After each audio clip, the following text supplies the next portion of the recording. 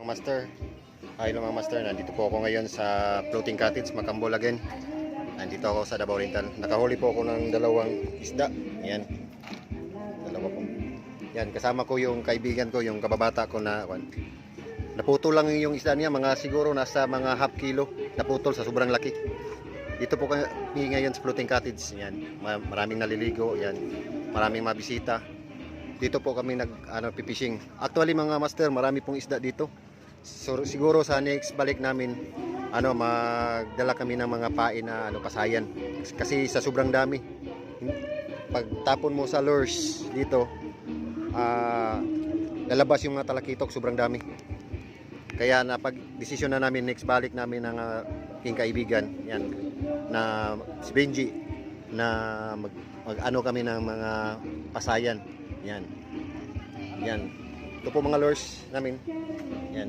Ito po yung yung gamit namin. Yan. Nakadalawang talakito pa kami. Pero kung nakapain siguro kami ng pasayan, siguro maraming isda. Yan, pwede ka rin dito maglakbay-lakbay mga master. Gusto mo maglakad-lakad yan, punta doon. Maraming ding isda dyan. Yan, dito po yung Floating Cottage. Yan.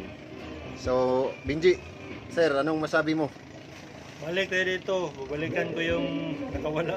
Oh, nakawala po yung isda na. Actually, dalawa sana yun, pero una natanggal, tapos pangalawa naputol. So, sa sobrang laki siguro mga Master Anders. Pero ito, hindi masyadong kalakihan, mga nasa 1/4 yan. Yung pain namin yan. Ayan, huli ko. So, yan. Next po mga master, babalik po kami dito. Paghanda po kami ng mga maraming pain. Yan. Hindi ako nag-video sa sa kaniyang mga huli kanina kasi delikado kasi nasa Floating Cottage kami. Yan. Yan. Maganda. Pagka mamaya-maya marami ng mga giant trevally dito na kumakain. Yan. Yan, dito Macambol, marami diyan spot mga master anglers diyan. Pwede ka rin diyan mag-fishing diyan. Marami diyan. Yan. Yan, ito ang gamit ko, na lures. Yan, itong huli ko. So babalik din kami dito.